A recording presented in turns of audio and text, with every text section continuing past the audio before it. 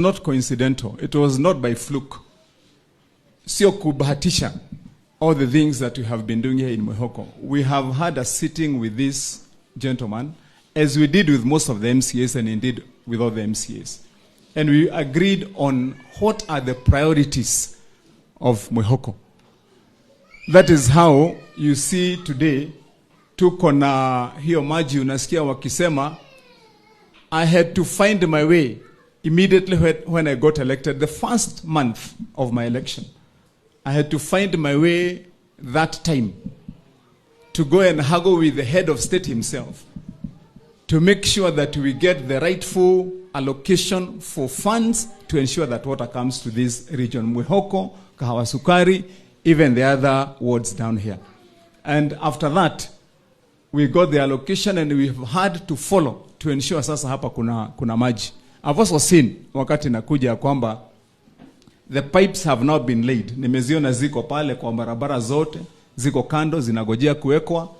I give him enough pipes na zikihitajika zingine uniambie, to ensure then after the main pipes have come into the community, I gave him pipes now to take water from the main pipes to the houses. And that's what he said, ya kwamba sasa maji pipes wameweka zinagojea maji ile main pipes kufika ndio wavute.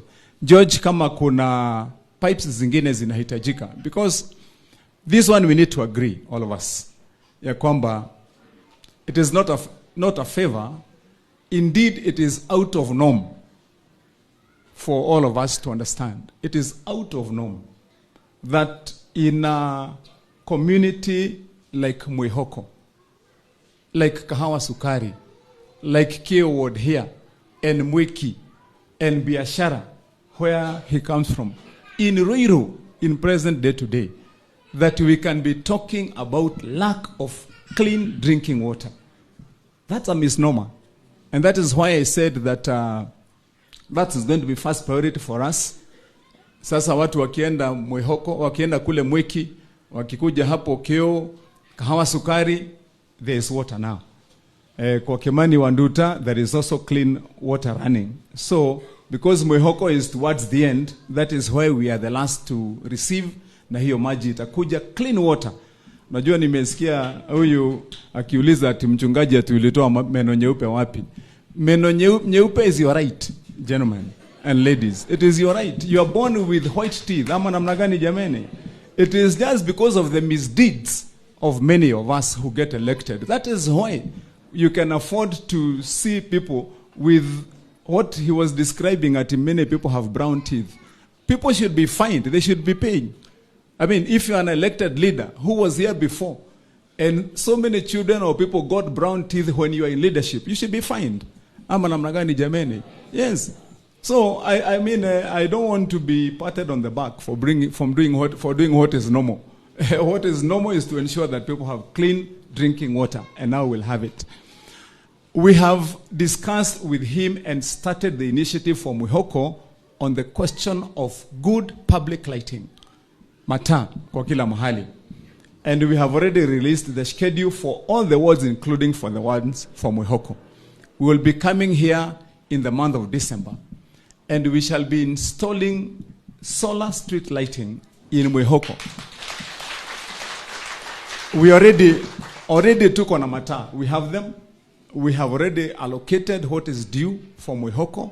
We have already run the program. So tutakuja sasa hapa alongside all the other wards and start installing good, proper, powerful, well-lit solar street lighting.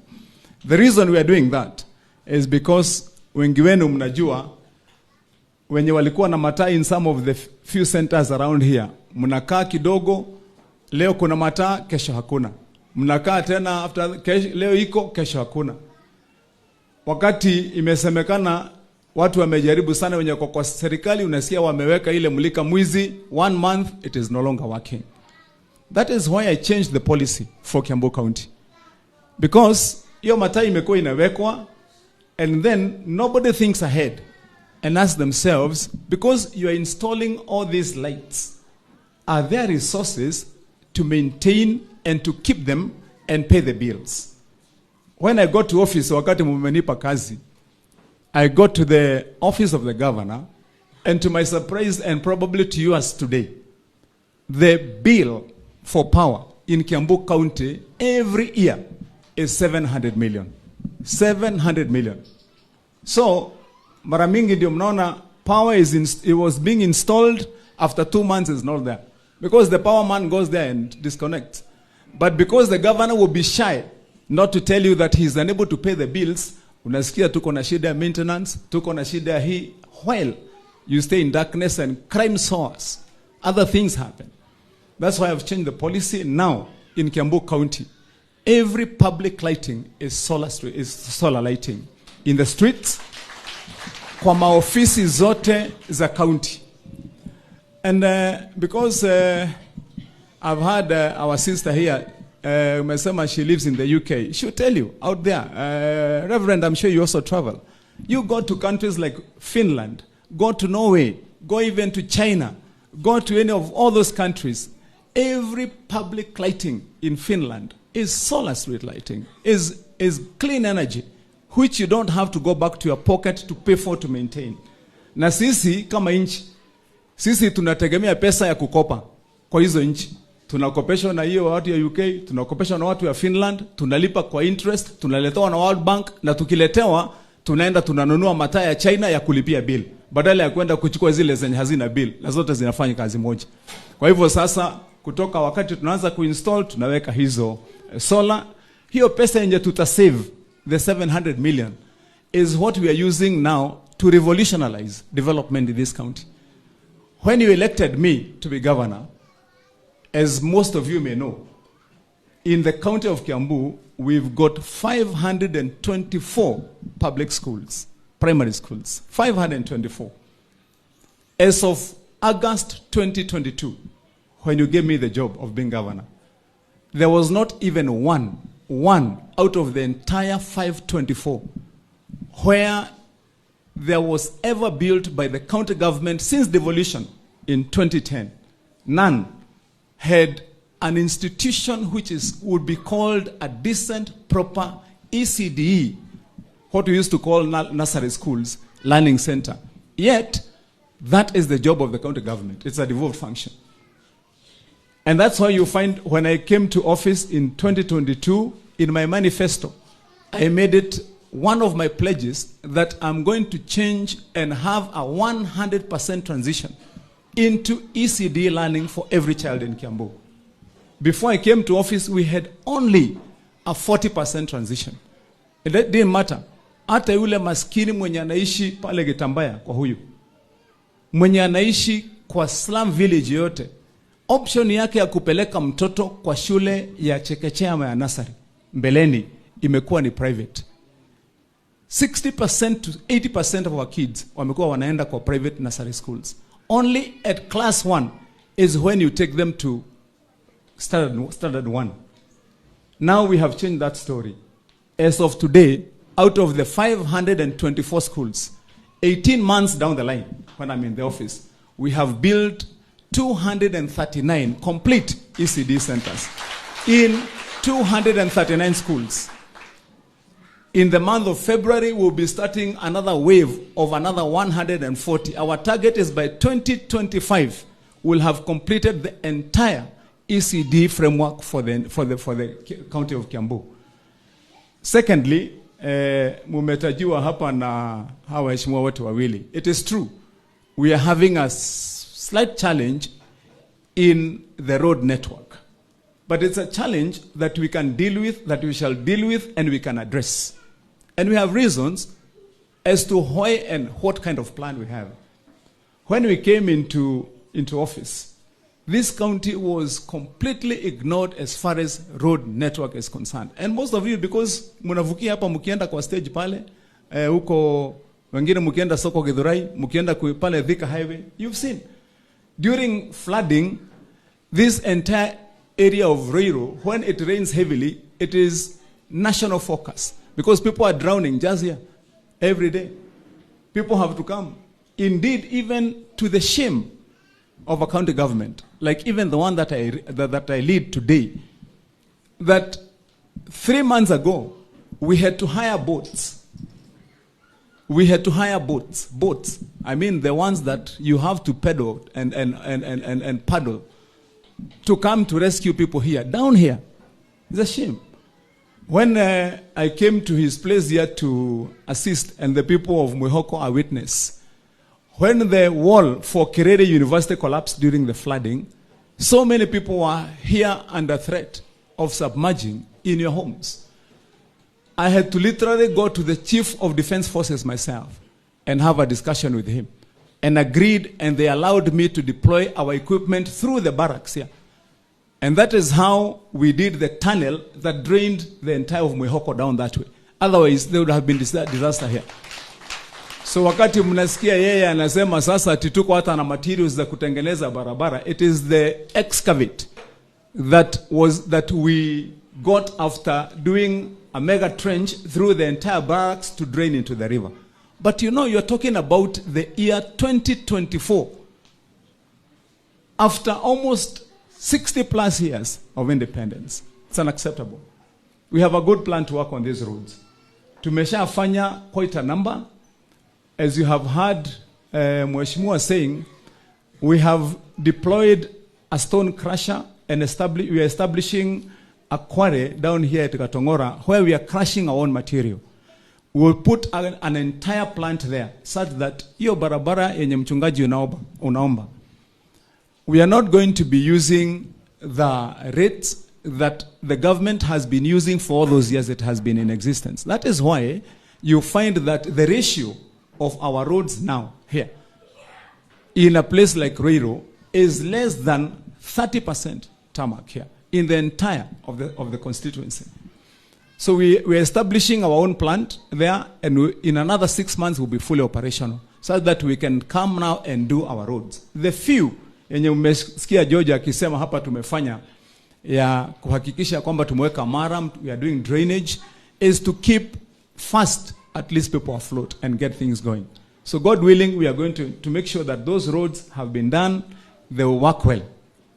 Lastly, is on these other issues of public well-being, which I think he has also mentioned a little bit.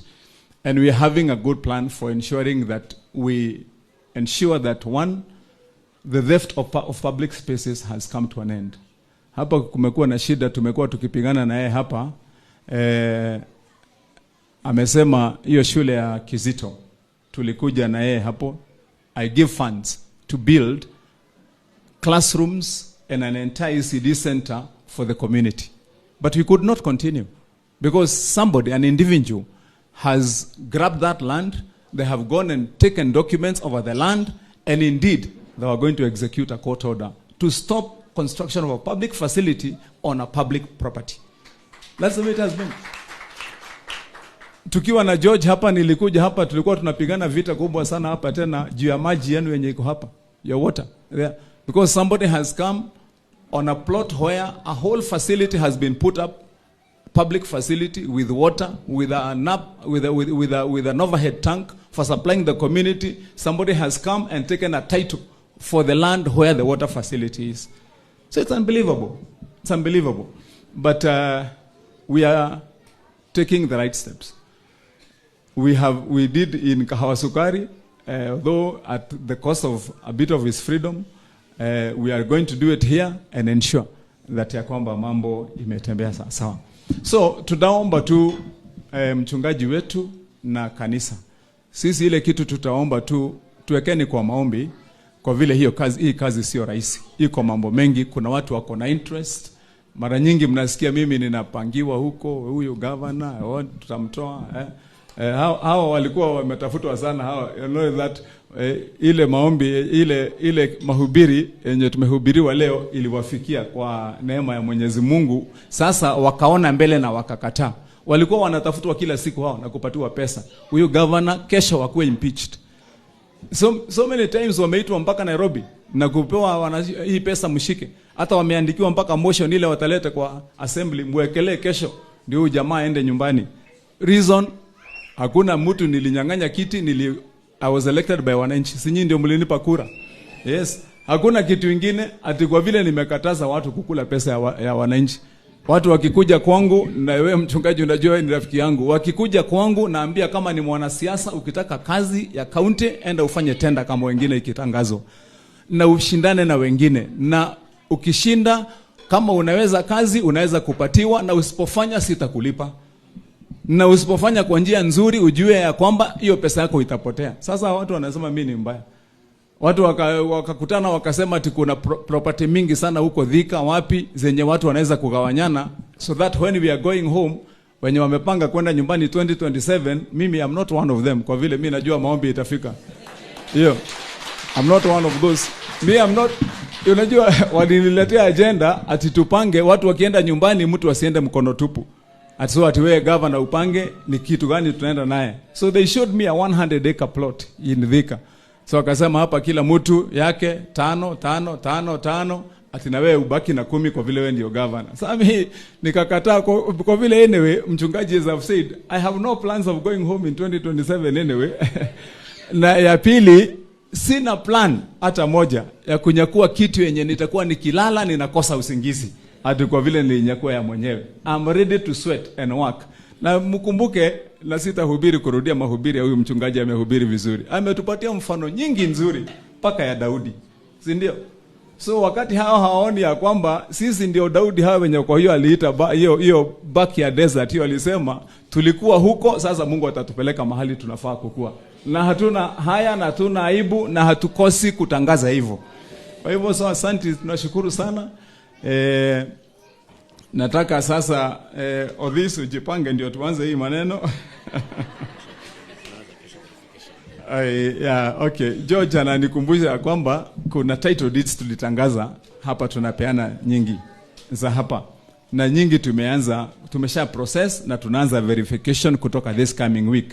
So watu wenye hawakukuwa na title deeds hapa Mwihoko mjue ya kwamba hizo title deeds tumezipangia. Nashukuru sana chairman wa Twiga. Watu wa Twiga walinipigia simu, chairman asanti, wakiwa waliniambia wamekuwa neglected. Hakuna mtu amewahi kutambua ya kwamba hawa watu wanahitaji huduma. They have been doing their roads with their own labor.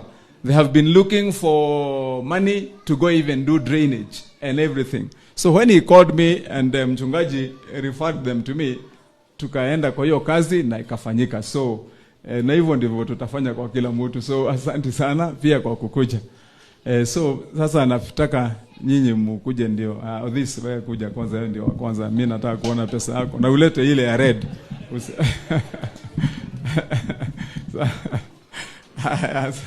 Okay, acha nitaanza na nini. Okay. Okay, mchungaji wetu yangu iko hapa, so nitapeana yangu hapo. Nimepeana 250,000 ya governor. Alafu sasa hii ni ya Odhis, hii ametoa yake ya kuchangia kwa hii, si ndio? Ametupatia yake 20,000. Pigeni Odhis. Yaani nampige makofi mzuri. Si umesikia huyu alipeana ushuhuda akasema hata mshahara imekatwa amebaki na 40k. So akiwa ametoa 20 si amebakisha tena 20 sasa peke yake. Asante. Haya. Asante. So naye